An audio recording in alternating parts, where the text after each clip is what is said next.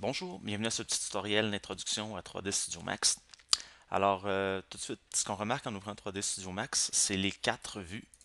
Donc, quand on va créer nos objets, on est dans un espace en 3D. On peut voir nos objets de la vue top, donc de la vue de dessus, front de devant, et puis left de côté. Et on a une vue perspective ici en bas à droite de nos objets. Alors, je vais tout de suite commencer en créant un premier objet. Donc, les objets se créent ici en haut à droite dans la section Create et géométrie, puisqu'on veut créer des objets qui seront des primitives de base. Donc les primitives de base, c'est un peu les solides, c'est-à-dire une boîte, une sphère, un cylindre, torus qui est une espèce de beigne, une théière, un cône, une géosphère, un tube, pyramide et un plane, c'est-à-dire une surface plane. Je vais tout de suite commencer en créant une boîte. Donc pour créer l'objet, on clique sur l'objet qu'on veut créer et on vient ici dans notre vue, dans notre viewport, simplement faire un petit click and drag et ensuite on va laisser la souris, on va pouvoir donner une hauteur à notre objet. Donc on peut créer une boîte aussi facilement que ça. Ensuite, quand je veux passer en mode de mon viewport actif plein écran, donc le viewport actif est celui qui a un petit encadré jaune. Donc si je veux passer en mode plein écran, je fais Alt W ou je peux aussi peser sur un petit raccourci. En bas ici, on a des raccourcis. Donc, c'est le petit raccourci le petit bouton en bas à droite complètement, donc, qui représente le raccourci Alt W.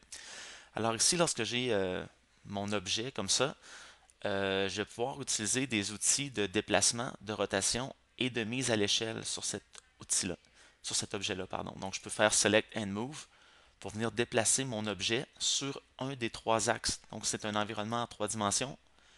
Je viens sélectionner l'axe sur lequel je veux le déplacer, en Y, en Z ou en X. Et ça va me permettre comme ça de bouger mon objet sur l'axe désiré pour aller construire l'objet plus complexe que je désire créer.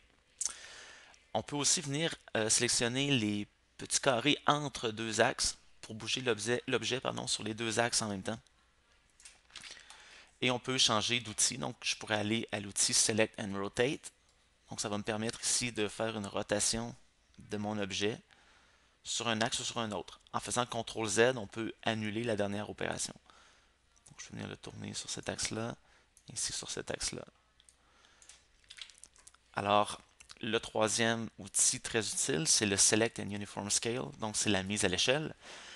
Je peux venir prendre mon objet, le mettre à l'échelle sur les trois axes en même temps, ou sur un axe seulement à la fois. Sur les trois axes comme ça. Et je peux venir faire une mise à l'échelle seulement sur deux axes, en venant sélectionner seulement la ligne qui relie les deux axes sur lesquels on veut effectuer la mise à l'échelle. Comme ça. Si on laisse le doigt, donc le clic gauche sur cet outil-là, on a d'autres outils.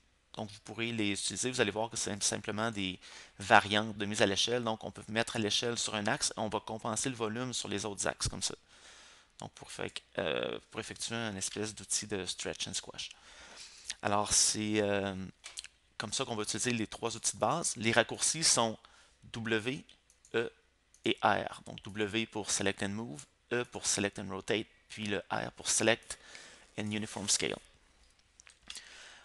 Ensuite de ça, on va pouvoir aller tourner autour de notre objet dans l'interface. Donc, les manipulations de base. Si vous tenez la petite souris, la petite roulette de votre souris enfoncée au milieu, vous pouvez déplacer votre objet comme ça. Donc, on appelle un mouvement panoramique. Vous pouvez aussi faire un zoom. Donc, vous approchez votre objet en roulant la petite souris comme ça, la roulette, vers l'avant, vers l'arrière. Et on peut maintenant tourner autour de notre objet en tenant Alt et en enfonçant la roulette de la souris et en déplaçant notre souris à gauche ou à droite, vers le haut ou vers le bas. Donc j'espère que ça va vous permettre de vous familiariser un petit peu avec la navigation dans 3D Studio Max. Je vous remercie beaucoup.